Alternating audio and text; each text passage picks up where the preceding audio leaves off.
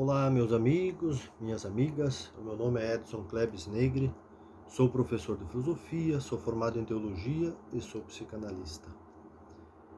Primeiramente, quero agradecer ao Antônio Francisco por ter me convidado a gravar esse vídeo com esse tema, com essa questão que é o suicídio.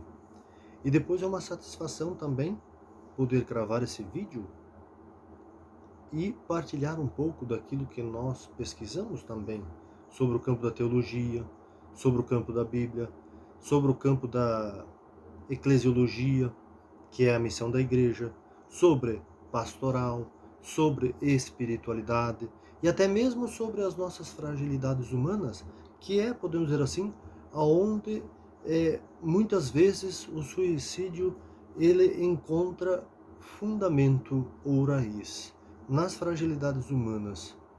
É importante nós começarmos a nossa fala, ou a nossa reflexão sobre o suicídio, e que no percurso desta nossa conversa, por intermédio do vídeo, nós vamos vendo que não é somente uma reflexão ou somente um momento para nós pensarmos, só pensarmos no quesito teoria, e nós queremos possibilitar e contribuir para que esta nossa reflexão e esse nosso pensamento se transforme também em prática. Por isso que no final do vídeo eu esquematizei aqui um material para que nós pudéssemos também organizar em nossas paróquias e também em nossas comunidades atividades preventivas, atividades que possam prevenir este acontecimento, esta prática, este ato. Porque o suicídio, é importante assim nós já começarmos falando, ele não é algo isolado das nossas vidas. Se nós vamos ver as pesquisas, há uma multidão de pessoas que uma vez, duas vezes na vida ou no percurso da vida já pensou em cometer suicídio. Então é importante nós descobrirmos meios e possibilidades. Por que um ser humano chega a um ponto de decidir, por isso que se utiliza o termo ideação suicida, né? Em pensar em pensar em tirar a sua própria vida. O que é isso, tirar a própria vida? Por que será que uma pessoa tira a sua própria vida?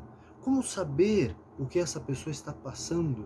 Nós podemos falar, nós podemos conversar, nós podemos escrever, nós podemos refletir, pensar, mas talvez nós não vamos conseguir chegar naquilo que levou a pessoa a tirar a sua própria vida. Porque debaixo da pele humana existe a sua singularidade, existem as suas necessidades básicas, fundamentais, existem as suas debilidades, existem as suas fragilidades, que são ímpares e que são singulares, ou seja, próprio de cada pessoa.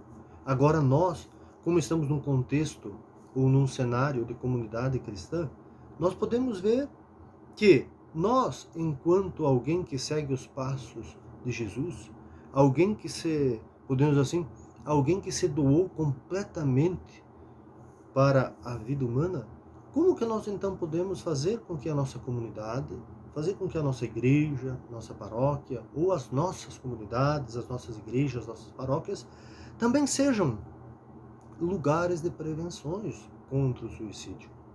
Nós temos tantas pastorais, nós temos tantas atividades, espaços, onde nós podemos conversar, podemos orientar, podemos pedir ajuda, podemos oferecer ajuda. Quando a pessoa não pede ajuda, como que nós podemos perceber alguns traços que esta pessoa não está bem? Como nós podemos interagir com essas pessoas?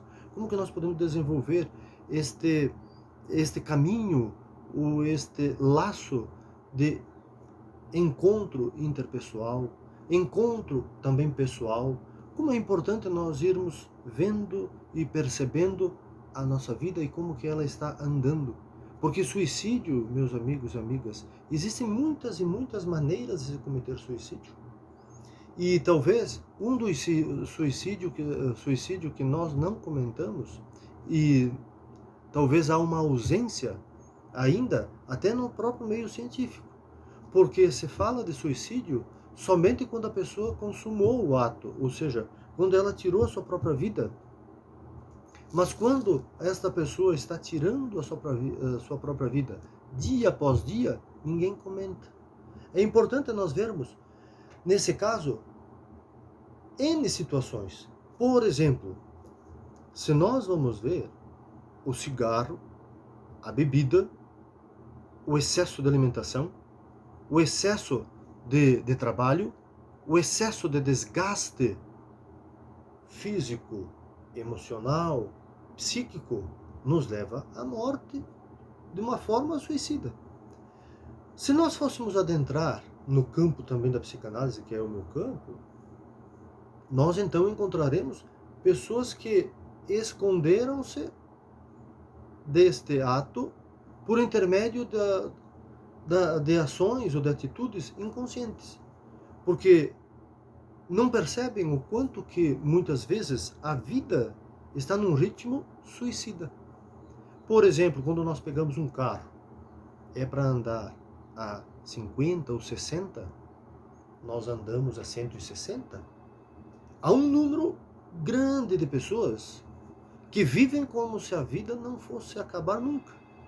E por viver um ritmo de vida, podemos assim, desorganizado, descontrolado, também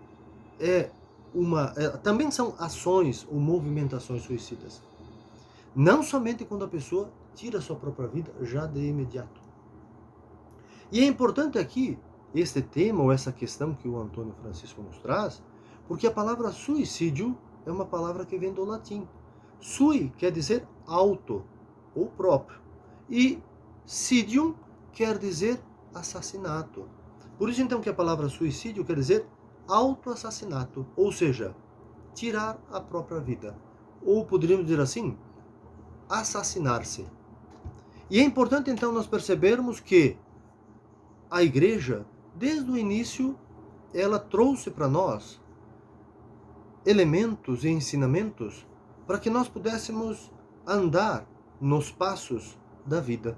E esse andar nos passos da vida, ela não coloca somente uma responsabilidade para a pessoa, somente, mas sim uma responsabilidade para a pessoa, claro, mas também para o coletivo, para a comunidade.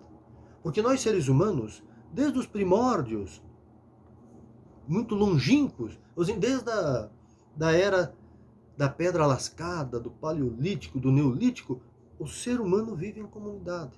E vive em comunidade para que nós pudéssemos ter ou desenvolver um cuidado individual ou singular, né, pessoal e coletivo. E é importante nós percebermos que desde muito tempo as comunidades, as primeiras comunidades, ou os primeiros clãs, tribos, já desenvolvem estas ideias e também como mandamentos para que a vida pudesse ser zelada.